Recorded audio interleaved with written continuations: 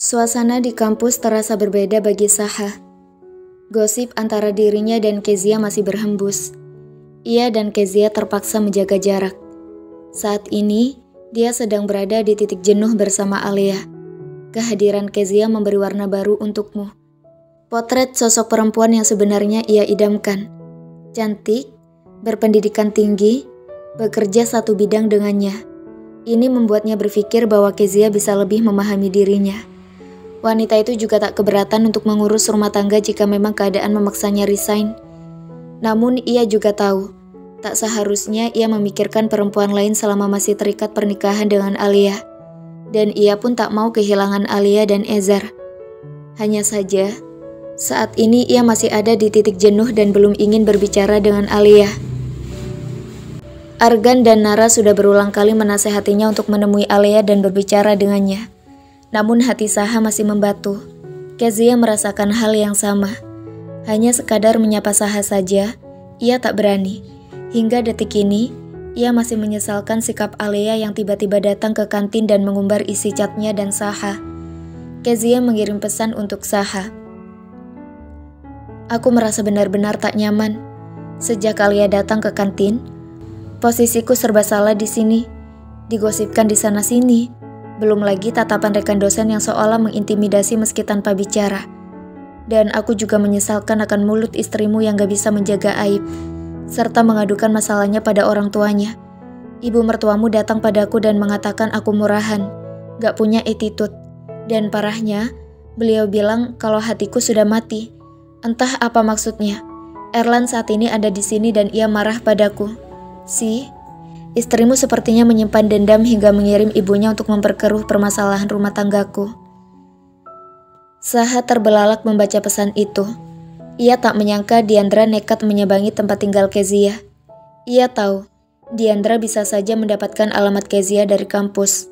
Banyak rekannya yang juga mengenal Diandra, sang ibu mertua yang dikenal sebagai salah satu wanita sosialita di kota kecil ini. Sedari dulu Saha memang selalu kecewa dengan sikap Alia yang menurutnya belum bisa dewasa dan manja pada orang tuanya. Wanita itu selalu mencari pembenaran dan berlindung di bawah ketiak orang tuanya. Saha membalas pesan Kezia. Aku minta maaf untuk sikap ibu mertuaku. Aku gak menyangka ibu mertuaku nekat menemuimu. Kondisi memang sedang tak mengenakan. Aku harap kamu bersabar dan kuat menghadapi masalahmu.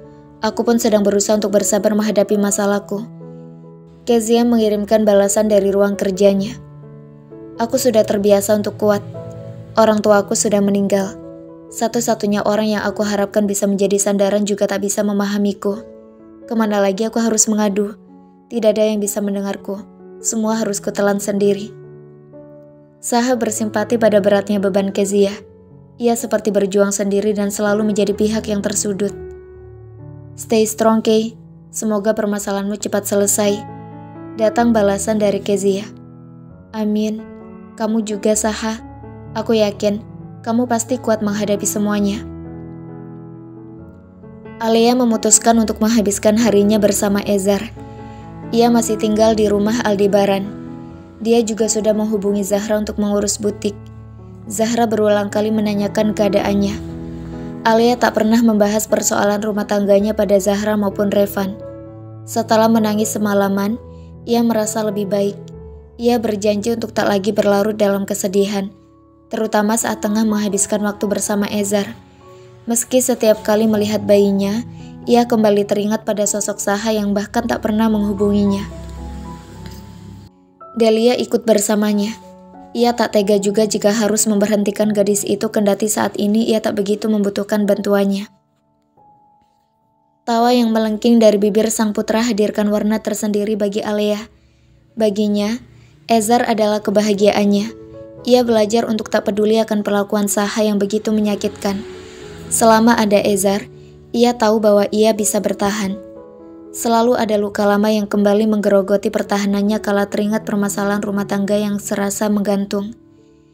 Ia tak mau luka lama karena perceraian kedua orang tuanya juga dirasakan oleh Ezar. Memang masing-masing orang tuanya sudah memiliki keluarga baru dan lebih bahagia. Namun tetap saja, di hatinya selalu ada yang kosong. Setiap anak sesungguhnya ingin dibesarkan dalam keluarga utuh. Dulu ia tak mengerti kenapa orang tuanya berpisah, dan kini ia mengerti bahwa pernikahan tidak sederhana yang ia bayangkan. Cerita tak akan berakhir dengan kalimat, "and they live happily ever after." Ada banyak kejutan atau badai yang mungkin tak pernah terbayangkan sebelumnya. Ketika dia berada di posisi ini, ia tak punya pilihan lain selain menguatkan diri. Tentu, ia tak bisa mengharapkan siapapun termasuk juga Saha. Ia tak bisa berharap bahwa laki-laki itu akan sedikit saja melihat ketulusannya, atau memikirkan lebih mendalam tentang nasib Ezar. Ia hanya berharap pada Allah untuk memberikan petunjuk terbaik, entah apapun jalannya. Alia tersenyum melihat Ezar yang tengkurap sambil memainkan mobil-mobilan merah. Saha membelikan mainan itu 3 bulan yang lalu. Senyum di wajah cantik itu tak jua mampu menutupi hatinya yang porak-poranda. Alia pikir ia bisa lebih tegar. Setidaknya ia mampu menutupi dukanya di depan orang lain. Namun hati tak bisa berdusta. Gerimis itu masih hadir, bahkan sesekali menderas. Air mata terkadang berderai meski ia tengah sibuk mengerjakan pekerjaan lain. Tiba-tiba bulir bening itu lolos tanpa mampu ia cegah. Jika orang mengatakan mencintai itu terkadang melelahkan, mungkin ia merasa tengah berada di titik ini. Lalu jika ada penghakiman bahwa kelelahan berarti tidak tulus, maka ia memandang ini terlalu menyudutkan. Pernikahan membutuhkan cinta dan rasa saling menghargai. Bukan cinta sepihak, tapi cinta dua arah. Manusia juga dibekali logika selain juga perasaan. Dan manusia pun berhak menciptakan kebahagiaannya sendiri, dan melepaskan diri dari jerat keadaan yang sudah tak lagi baik. Ia belum berpikir untuk berpisah. Ia masih ingin mempertimbangkan semua matang-matang. Ia juga ingin melihat bagaimana Saha berjuang untuk rumah tangga mereka. Kendati terkadang semua terlihat kabur. Ia tahu, ia tak perlu memaksakan diri mencari jalan keluar sendirian. Saat ini, ia hanya ingin menjaga agar pikirannya tetap waras. Untuk sejenak, ia ingin membebaskan diri dari pikiran yang membelenggu. Ia akan bicara dengan Saha tapi tidak untuk saat ini. Entah kapan. Malam ini Alia tak jua bisa memejamkan mata. Ia mengulang kembali kebiasaan lama. Menulis diari di saat hatinya tengah terluka. Diary. Sudah lama aku tak mencurahkan isi hatiku di sini. Entah dari mana harus menulis. Apakah kamu pernah merasakan bagaimana mencintai hanya sepihak? Itu yang aku rasakan. Seseorang yang benar-benar mencintaimu dan tak ingin kehilanganmu, tentu dia akan bersungguh-sungguh memperjuangkanmu, bukan membiarkanmu terluka. Atau mungkin ini sudah jalanku. Mencintai seseorang begitu besar, tapi orang itu sama sekali tak mengerti akan ketulusanku. Aku selalu mengatakan bahwa aku kuat. Meski di satu sisi, aku juga sama dengan perempuan lain. Aku juga ingin dicintai, diperjuangkan, dan dimengerti. Atau mungkin bagi laki-laki yang merasa dirinya dipuja, perkara hati perempuan hanyalah seonggok sampah yang sudah tak lagi berharga. Aku tak bisa mendeskripsikan bagaimana rasa sakit ini. Teramat sakit. Namun aku tak bisa memaksakan keadaan harus sejalan dengan yang kuinginkan. Aku hanya ingin Allah memberiku kekuatan untuk menghadapi semua. Aku tahu, ada skenario terbaik yang sudah ditulis Allah untukku. Alia menghembuskan nafas pelan. Satu pesan datang dari Saha. Hanya membaca nama my husband saja hatinya sudah bergetar. Aku ingin bertemu Ezar. Hanya satu kalimat singkat. Alia memutuskan untuk tak membalas. Datang kembali pesan dari Saha. Kenapa tidak membalas? Aku berhak bertemu Ezar. Alia mengetik balasan dengan jari-jari gemetar. Kamu tahu kemana harus menemui Ezar. Sunyi. Tak lagi ada balasan. Alia menghela nafas. Segitu dinginkah sikap Saha padanya? Candaan mesra itu kini seolah benar-benar menjadi kenangan. Saha bersiap diri menuju kampus. Dia berangkat agak siang. Ia mengunci pintu depan. Selesai mengajar, ia berencana menemui Ezar. Saat ia melangkah menuju mobil yang terparkir, matanya menyipit kala sosok yang ia kenal mematung di depan pintu gerbang. Erlan, Ada gerangan apa laki-laki itu menemuinya? Saha membuka pintu gerbang. Ia masih saja bertanya-tanya. Untuk apa Erlan menemuinya dan dari mana ia tahu alamatnya? Aku ingin bicara. Tukas Erlan datar. Dari mana kamu tahu alamatku? Tanya Saha dengan dahi berkerut. Kamu gak perlu tahu. Aku juga punya teman di Purwokerto. Dan sosok Saha itu cukup tenar. Erlan bicara setenang mungkin meski dalam hatinya sudah terangkai kata-kata yang ingin segera ia luapkan. Saha mempersilakan laki-laki itu untuk duduk. Erlan menolak masuk ke dalam. Ia memilih duduk di teras.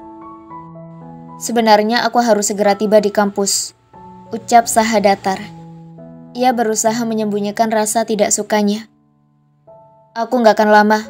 Aku hanya ingin kita bicara sebagai pria dewasa. Kata-kata Erlan penuh penekanan. Saha sudah menduga. Kedatangan Erlan ada kaitan dengan Kezia. Terlebih Kezia bercerita, Diandra menemui Kezia di saat Erlan sudah berada di Purwokerto.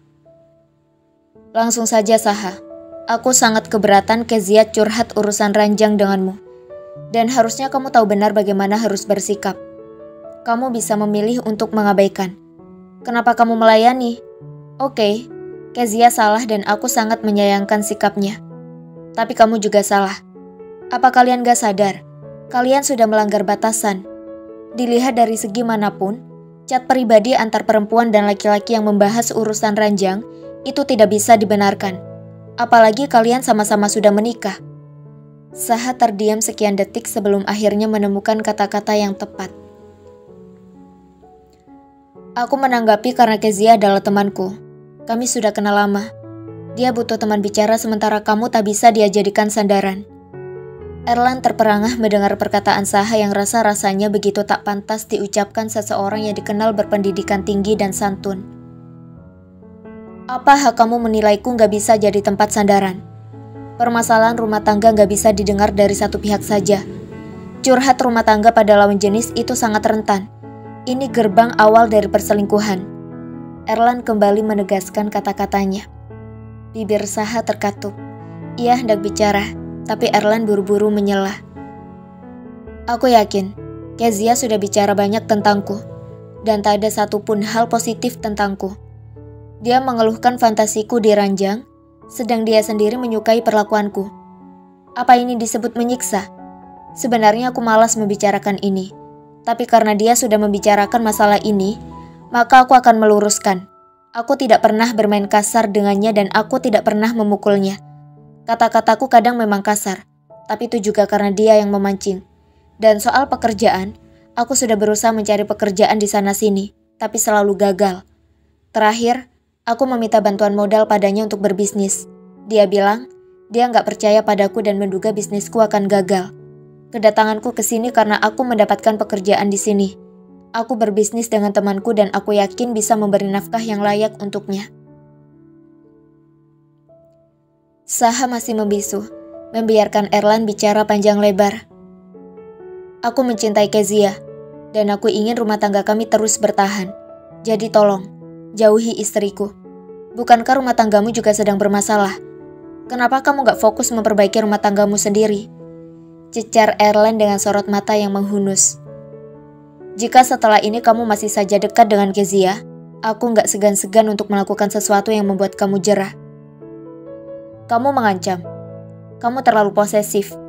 Aku pastikan, aku tidak ada hubungan apapun dengan Kezia. Saha menaikkan sebelah sudut bibirnya. Kamu bisa saja berdalih tidak ada hubungan dengan Kezia. Asal kamu tahu, Kezia sejak lama menyukaimu. Kamu cinta pertamanya. Perhatianmu yang berlebihan padanya hanya akan membuat dia semakin berharap dan mendekatimu. Jadi sebaiknya, kamu menjauh sebelum kesabaranku habis. Tampak benar keseriusan merajai ekspresi wajah Erlan yang diselimuti amarah. Saha tahu, Erlan bukan tipikal yang suka bermain-main atau hanya menggertak. Satu fakta yang mengatakan bahwa Kezia menyukainya sejak lama membuatnya tersentak. Meski ini tidak terlalu mengejutkan karena dari hati yang terdalam, ia pun bertanya-tanya, apakah Kezia memiliki perasaan untuknya? Terima kasih untuk waktumu. Dan selalu ingat kata-kataku. Erlan beranjak dan berlalu dari hadapan Saha tanpa bicara lagi. Saha diam mematung, mencerna kata-kata Erlan. Saat ini, ia merasa tengah jenuh. Jenuh menghadapi Alea dan ia sebenarnya tak menginginkan keadaan ini. Kekaguman pada sang istri luntur seiring pertengkaran-pertengkaran mereka sebelumnya dan ia akui. Hatinya yang kosong diisi kekaguman pada perempuan lain. Ia tak menginginkan ini, tapi sungguh, ia dilema akan perasaannya sendiri. Sesaat ia bertanya, apakah wajar jika perasaannya pada Alea saat ini tengah hambar? Namun ia juga tak bisa mengikuti perasaannya karena ia tahu ia berada di tempat yang salah. Kampus menjadi tempat yang tak lagi menyenangkan untuk Saha. Memperbaiki image tak semudah membalikan telapak tangan. Kezia masih aktif mengirimnya pesan. Ia seringkali menguatkan Saha dan memberi perhatian lebih meski hanya lewat pesan WhatsApp. Satu pesan dari Kezia membuat Saha semakin galau. Entah kenapa, rasa simpati pada perempuan itu kian membumbung, dan ada desiran di hatinya setiap kali menatap perempuan itu, meski dari jauh. Saha, hubunganku dan Erlan sudah sangat tak harmonis. Seharian ini, kami saling mendiamkan satu sama lain. Dia seolah tak peduli lagi padaku. Aku tak bisa terus-menerus bertahan pada hubungan yang tak sehat. Aku akan meminta cerai darinya. Rasa cinta itu sudah pupus. Maaf kalau harus lancang. Saat ini hatiku terisi nama yang lain. Aku menyadari, dari dulu hingga sekarang, aku masih mencintaimu.